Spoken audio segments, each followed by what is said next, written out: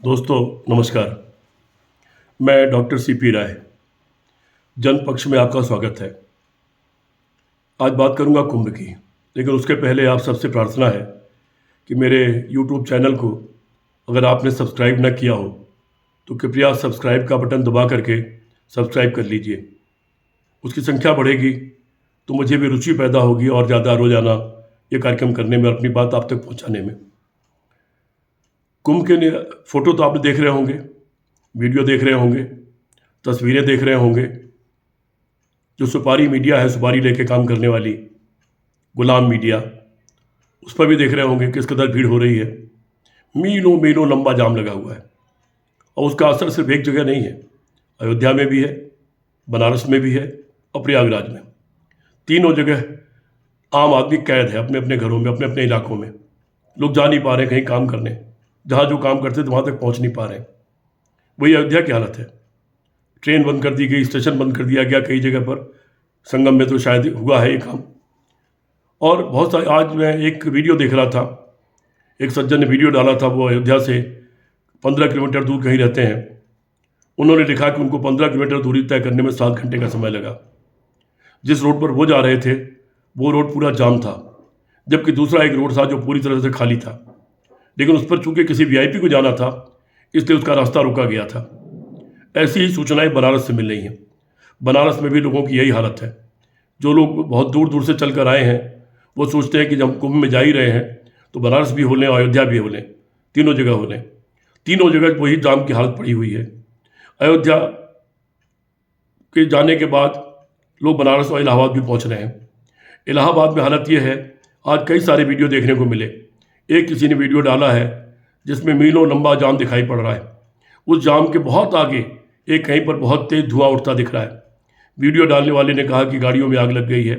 सच क्या है मालूम नहीं, ये तो कल पता लगेगा, या कोई जब मीडिया का कोई सूचना देगा जो उसके आसपास होगा तब पता लगेगा, या प्रशासन कुछ जारी करेगा तब पता लगेगा।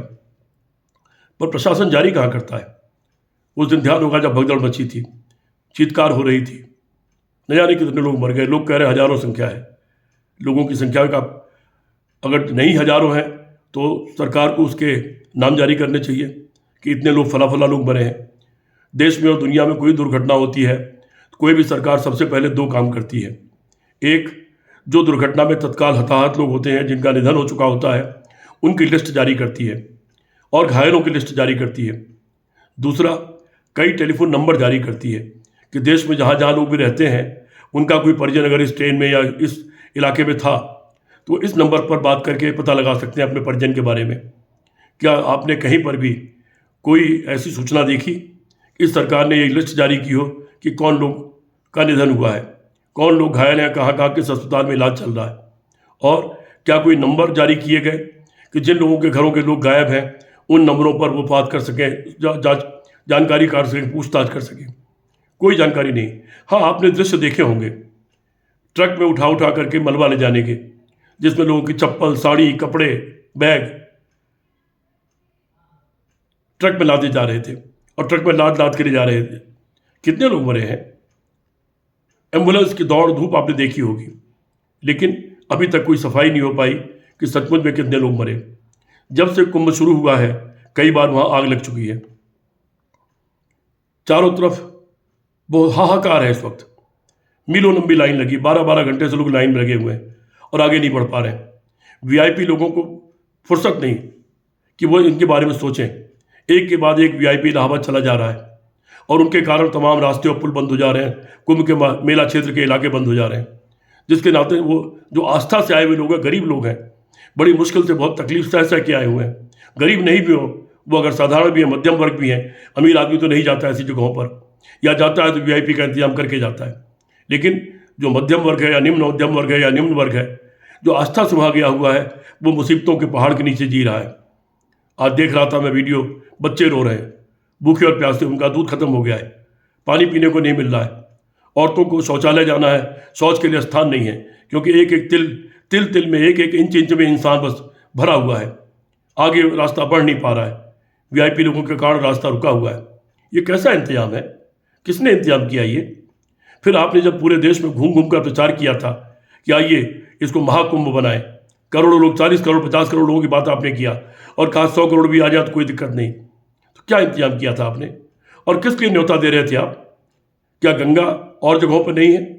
क्या गंगोत्री से चल करके गंगा जो गंगा सागर तक जाती है क्या हर जगह नहीं है? क्या आप ये नहीं कर सकते थे? दो तरह की चीज़ें, एक तो ये कहते थे कि गंगा सब जगह गंगा है, आपको जहाँ गंगा मिले वहीं स्नान कर लीजिए, उसमें आपको बराबर का पुण्य मिलेगा, हर जगह बराबर का पाप धुल जाएगा। दूसरा आप ये कर सकते थे कि प्रारंभ का दिन जब भीड़ नहीं थी तो शुरू में ही कोई एक दिन अलॉट कर लेते और जितने वीआईपी आने थे सबको कह देते एक ही दिन फला दिन आ जाइए। उस दिन जनता को मना कर देते कि जनता ना आए, आज वीआईपी लोग आएंगे अपना पाप धोने के लिए। उस दिन उन वीआईपी लोगों के जो भी करना था करवा देते उनसे, आप पूरा दिन उनके नाम कर देते और फिर बाकी दिन आम जनता के नाम छोड़ देते। लेकिन आपने दोनों काम नहीं किया। ना आपने ये कहा, बाद में जब लोग मर गए, जब आरोप लगने लगे हजारों मौतों के, तब आपने कहा कि जिसको जहाँ जगह मिले वहीं नहा लीजिए, अगर मन चंगा तो कठौती में गंगा। फिर शंकराचार्य लोगों ने यह कहना शुरू किया। ये आपने पहले क्यों नहीं कहा? पहले भी तो कह सकते थे जब आपको अनुमान था। और क्या आपको अनुमान नहीं था कि इलाहाबाद की सड़कें, अयोध्या की सड़कें, बनारस की सड़कें कितने लोगों का बोझ ढो सकती हैं? क्या आपको अनुमान नहीं था कि इलाहाबाद शहर कितने लोगों का बोझ ढो सकता है? क्या आपको अनुमान नहीं था कि गंगा का किनारा कितने लोगों का बोझ ढो सकता है? फिर आप उसी तरह से लोगों को छोड़ देते, जिसको आना होता आते। इसके आगे प्रचार करने की क्या जरूरत थी? इसके लिए आपने मोबिलाइज क्यों किया लोगों को कि इतनी बड़ी तादाद में लोग पूरे देश से आ गए कि पता नहीं क्या होगा किसके साथ, कितनी मुसीबत लोग झेल रहे हैं। ये इस बार का कुंभ उस उत्तर प्रदेश के माथे पर महाकलंक है, जिस उत्तर प्रदेश में 2013 का कुंभ भी देखा था, जब मोहम्मद आजम खान ने कुंभ कराया था और सारे साधु संतों ने बुला के उनका स्वागत किया था। कहीं कोई पत्ता नहीं खटका, सबके सोने की जगह, खाने की जगह, पीने की जगह, दवा की जगह, आने और जाने की सुगम रास्ते से जगह, सब कुछ थी। अब क्या हुआ? अगर तब हो सकता था अब क्यों नहीं हो सकता था? ये सरकार की अक्षमता और अयोग्यता का निशान है। ये सरकार इस लायक नहीं है कि एक भी दिन रहे, और कम से कम इस तरह के बड़े आयोजन करने के लायक तो इस सरकार में किसी के पास कोई बुद्धि और सोच नहीं है, किसी के पास दृष्टि नहीं है। जब आजम खां के कुंभ के टाइम में रेलवे स्टेशन पर भगदड़ हुई थी, वो उनके क्षेत्र में नहीं आता था, वो केंद्र सरकार का था। उसमें कुछ लोग मर गए थे। आजम खान ने इस्तीफा दे दिया था, बोले मेरी नैतिक जिम्मेदारी है, जबकि रेलवे उनके अंडर नहीं आता है। तो क्या इस सरकार में क्या जिम्मेदारियां नहीं थी कि कोई कहता कि नहीं मैं जिम्मेदार हूं? और वो मंत्री कौन है जो जिम्मेदारियां, मुख्यमंत्री खुद जिम्मेदार है पूरा कुंभ कराने के। क्या उनको इस्तीफे की पेशकश नहीं करनी चाहिए थी? क्या आपके पास योग्य अधिकारी नहीं है? क्या वो अनुभवी लोग नहीं है जिन्होंने पिछले 25, 30, 40 साल में बहुत सारे कुंभ बड़े व्यवस्थित तरीके से कराए हैं? उसका एक तरीका तय किया, उसका प्रोटोकॉल तय किया। क्या वो लोग नहीं है? उनका उपयोग क्यों नहीं किया गया? बेईमान और भ्रष्ट लोगों का उपयोग क्यों किया गया? और इस कुंभ का सारा ठेका गुजराती लोगों को क्यों दिया गया? उत्तर प्रदेश के लोग मर गए हैं क्या? उत्तर प्रदेश के लोग जो कुंभ का इंतजाम करते रहे सैकड़ों सालों से, आखिर उनके ऊपर विश्वास क्यों नहीं किया गया? जो गुजराती इनके बारे में कुछ नहीं जानते, उनको ये सारा कारोबार क्यों दिया गया धंधा कराने के लिए? उनको, वो गुजराती भी जिम्मेदार है और ये सुपारी मीडिया भी जिम्मेदार है प्रचार प्रसार करके इस कुंभ में लोगों को मुसीबत में डालने के लिए। इस सरकार को एक भी दिन रहने का हक नहीं है, बिल्कुल नहीं। उत्तर प्रदेश का नागरिक होने के नाते मुझे तो शर्म है कि मेरे प्रदेश में आकर के लोग इतनी मुसीबत झेल रहे हैं। मेरा खुद का बेटा पूरी रात चल करके इलाहाबाद गया अपने काम से, अपनी नौकरी के काम से, लेकिन एक जगह तक गाड़ी पहुंच गई, वहाँ गाड़ी पार्क करके आगे बढ़ने की जगह नहीं थी। उसको पार्क करके पैदल पैदल बहुत दूर गया, फिर 1 टेम्पो, 2 टेम्पो, 3 टेम्पो, 4 टेम्पो, जहाँ से पैदल जाने के बाद रास्ता मिलता गया उस शहर में तो चला गया, लेकिन उसके बाद वापस इस वक्त तक जब मैं आपसे बात कर रहा हूँ वो अपनी गाड़ी तक वापस नहीं पहुँच पाया। अब हो सकता है कि लेट नाइट जब चारों तरफ लोग सो चुके हों तब शायद वो जाए अपनी गाड़ी लेके वापस लौटे और फिर आगे का रास्ता अपना तय कर सके। ये मुसीबतें पैदा करने की ज़रूरत क्या थी? मैं समझ नहीं पा रहा हूँ कि मैं इस पर क्या कहूँ, इस पर क्या बोलूँ। वो बिलखते हुए बच्चे मेरी आंख में मुझे तकलीफ़ दे रहे हैं, वो परेशान हाल औरतें मुझे तकलीफ़ दे रही हैं, वो तमाम लोगों की मुझे तकलीफ़ है जिन्होंने अपना बाप खोया, जिन्होंने अपनी बहन खोई, भाई खोया, पति ने पत्नी, पत्नी ने पति खोया, बाप ने बेटा खोया, बेटे ने बाप खोया। मुझे उसकी तकलीफ़ है, उसका गुस्सा भी है। मेरा ये वीडियो उस गुस्से का परिणाम है। बहुत शर्म आ रही मुझे। इसको किया जा सकता था अगर दूरगामी सोच रखते होते लोग, तो ये संगम, ये कुंभ अच्छा भी हो सकता था और व्यवस्थित किया जा सकता था। इस कुंभ को टुकड़ों में बांटा भी जा सकता था। जो आपने बाद में जारी किया शंकराचार्य लोगों ने कि कटौती में गंगा है, तो कटौती में गंगा की बात पहले भी की जा सकती थी, और आज ये सारी परिस्थितियां देखने को नहीं मिलती। मैं और इससे अधिक कुछ नहीं कह पाऊंगा। बहुत बहुत धन्यवाद दोस्तों, कृपया सब्सक्राइब करिएगा मेरे चैनल को। जय हिंद।